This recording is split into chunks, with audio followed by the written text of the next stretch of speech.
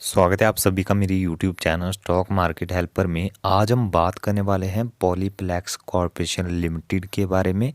तो जानेंगे कंपनी का बिजनेस किस तरह चल रहा है और किस तरह का कंपनी बिजनेस करती है। इसके अलावा क्या आने वाले टाइम में शेयर में तेजी बन सकती है या फिर मंदी ही देखने को मिलेगी बहुत टाइम तक। इसके अलावा आखिर का पॉइंट होगा हमारा डिविडेंड। कंपनी से आने वाले दिनों में क्या फिर से हमें डिविडेंड मिल सकता है, Q3 के रिजल्ट्स के बाद क्या डिविडेंड दे सकती है कंपनी। तो सारी चीज़ों के बारे में चर्चा करेंगे एक एक करके।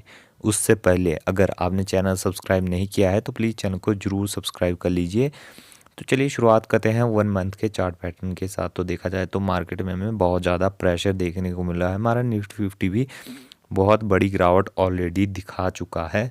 तो देखा जाए तो स्टॉक ने भी हमें कुछ अच्छे रिटर्न्स 1 मंथ में नहीं दिए हैं। एक बार देखोगे आप तो मंथ के स्टार्टिंग तक गिरावट थी, बीच में आप देखोगे तो एक बड़ी रैली बनी थी, लेकिन जैसे ही हमारा निफ्टी 50 प्रेशर में जाता है वैसे ही यहाँ पर भी हमें गिरावट देखने को मिलती है।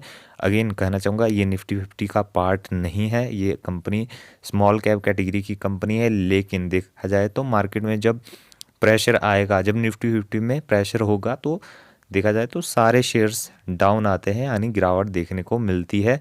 चलिए आगे बढ़ेंगे। उससे पहले मैं आपको डिस्क्लेमर दे दूं, ये वीडियो सिर्फ नॉलेज पर्पस के लिए है। कोई भी बाइंग या सेलिंग या इंट्राडे की रिकमेंडेशन यहाँ पर बिल्कुल भी नहीं दी जाती। अब बात करते हैं 1 ईयर के चार्ट पैटर्न की। तो 1 ईयर में आप देखोगे शेयर अच्छा कर रहा था, कंपनी अच्छा कर रहा था, लगातार रैली बनी हुई थी। लेकिन एक हाई लगाने के बाद आप देखोगे तो 2870 का हाई लगाया, उसके बाद लगातार शेयर में गिरावट आ रही थी। आप देखोगे तो 22% के नेगेटिव रिटर्न है। टॉप लेवल से देखोगे आप तो 50% के आसपास नेगेटिव रिटर्न देखने को मिले। जिन्होंने टॉप लेवल्स पे इन्वेस्ट करके रखा है उन्हें थोड़ा फंसा हुआ महसूस हो रहा होगा अभी। लेकिन देखा जाए तो स्मॉल कैप कैटेगरी की कंपनी है, 60-70% आराम से गिर सकती है। देखा जाए तो इतनी गिरावट स्मॉल कैप कैटेगरी में आ सकती है, लेकिन ये कोई पक्की बात नहीं है। यहाँ पर आप देखो तो देखा जाए तो हायर लेवल से ज़्यादा गिरावट है। चलिए आगे बढ़ेंगे। अब बात आती है 5 ईयर के चार्ट पैटर्न की। आप देखोगे जिन्होंने लॉन्ग टर्म होल्ड करके रखा, 2020 के क्रैश में भी जिन्होंने होल्ड करके रखा उन्होंने अच्छे रिटर्न्स पा लिए। आप देखोगे इतनी बड़ी गिरावट आने के बाद भी देखो आप 200% से ज़्यादा के रिटर्न देखने को मिला है, जबकि इतनी बड़ी करेक्शन आ गई है। करेक्शन से पहले ये लगभग 300-400% के रिटर्न थे। जिन्होंने यहाँ इन्वेस्ट करके यहाँ एग्जिट लिया होगा उनके लिए अच्छी खासी वेल्थ इस स्टॉक ने क्रिएट कर दी होगी। तो चलिए आगे बढ़ेंगे। अब बारी आती है डिविडेंड की। तो देखा जाए तो कंपनी ने प्रीवियस ईयर्स में और अच्छा खासा डिविडेंड दिया है। 22 में भी आप देखोगे तो अच्छा खासा डिविडेंड कंपनी ने अपने शेयर होल्डर्स को ऑलरेडी दे दिया है। चलिए आगे बढ़ेंगे। अब बात आती है शेयर होल्डिंग पैटर्न की। तो शेयर होल्डिंग पैटर्न में आप देखोगे प्रमोटर होल्डिंग तो 50% से ज़्यादा प्रमोटर्स लेके बैठे हुए। साथ में आप देखोगे पॉजिटिव पॉइंट म्यूचुअल फंड ने भी इसमें इन्वेस्ट करके रखा है, और फॉरेन इन्वेस्टर भी आप देखोगे तो 13% के आसपास हिस्सेदारी लेके बैठे हुए। बाकी का रिटेल इन्वेस्टर्स के पास है। और ये अभी हाल फिलहाल का ही जो हमें शेयर होल्डिंग पैटर्न देखने को मिला है दिसंबर 2022 का। देखा जाए तो कहीं ना कहीं म्यूचुअल फंड यहाँ पे एंट्री ले चुके हैं, तो ये एक पॉजिटिव पॉइंट आता है साथ में। तो म्यूचुअल फंड्स की बात करें तो यहाँ पे भरोसा किया है म्यूचुअल फंड्स में। तो आप देखो फर्स्ट म्यूचुअल फंड है निप्पॉन स्मॉल कैप। तो इन्होंने देखोगे आप तो अच्छा खासा वेटेज है, यानी अच्छी खासी इन्होंने हिस्सेदारी खरीद के रखी है कंपनी में।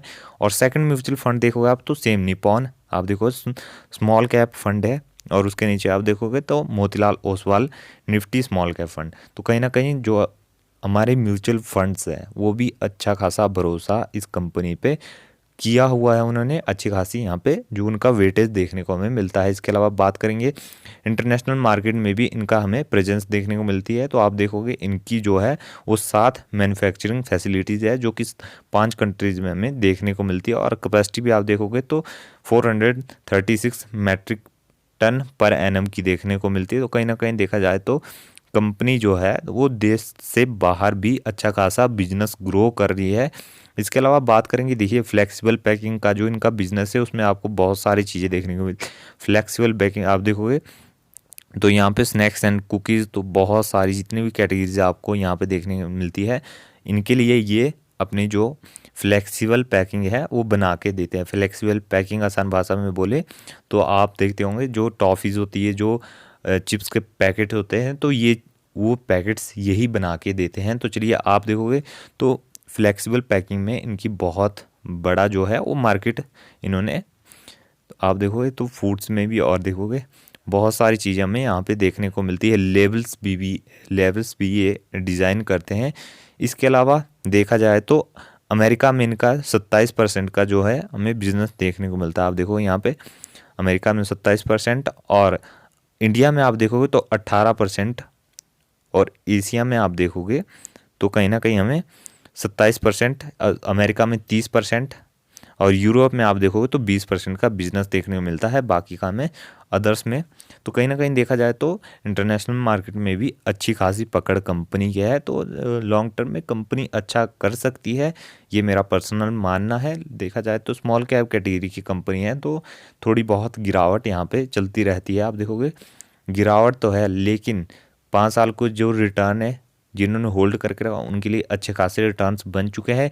इसके अलावा Q3 के नंबर्स भी कंपनी प्रेजेंट करने वाली है, तो इसी चैनल पे मैं जो है वो Q3 के नंबर्स भी अनाउंस करूंगा। इसके अलावा आप देखोगे तो 2022 में 4 से 5 बारी तक कंपनी ने डिविडेंड दिया है, तो जल्दी Q3 के रिजल्ट्स के बाद भी उम्मीद रहेगी कंपनी से कि अच्छा खासा डिविडेंड जो है अपने शेयर होल्डर्स को पे करे। तो ये थी हमारी आज की वीडियो अच्छी लगी लाइक करें, चैनल को सब्सक्राइब करें। मिलते हैं अगली वीडियो में।